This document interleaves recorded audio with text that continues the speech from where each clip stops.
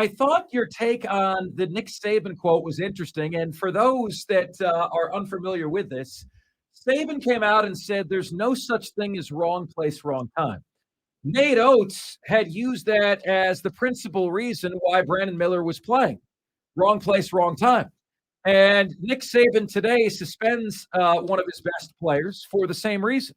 So, can you bring our audience up to your take on this, Jake? Yeah, well, look, the way I look at Nick Saban, because again, to me, he's the GOAT, and it's not just because of on-field schematics or recruiting. It's because he has control. He does the best job of anyone who has control over the program of seeing the full scope. Nick Saban does not say things or do things without a meaning or having some idea of pushback.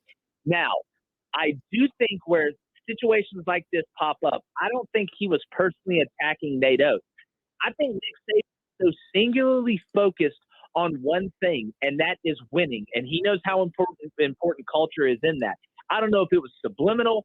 I just don't feel like it, because I always ask myself this, Mark, when Nick Saban or when anybody makes a statement that does a good job of controlling what's going on. What is there to gain?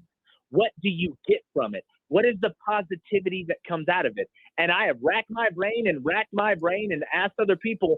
There is no positive outcome for using that term from Nick Saban with what just happened with Nate Oats. So what now? You're going to add more distraction to the basketball team that's in the Sweet 16? You're going to bring more dark cloudiness over Alabama, thinking there's a problem between the coaches of the two most important sports in that, athletic department? No. I think he was just talking. I think he was speaking from a place of the football program, and it just so happened to be a phrase that Nate Oats shouldn't have used that correlated with those two press conferences. I'm not buying the, Nick Saban wanted to send a message to Nate Oats. If you want to send a message to Nate Oats, you walk from the football facility over to the basketball facility, you knock on his door, and you sit him down. I've had some people say, oh, well, he's trying to mentor him. Well, I don't want my mentor talking about my problems in a press conference.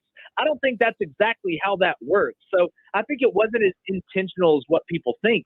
But at the end of the day, Nick Saban is right.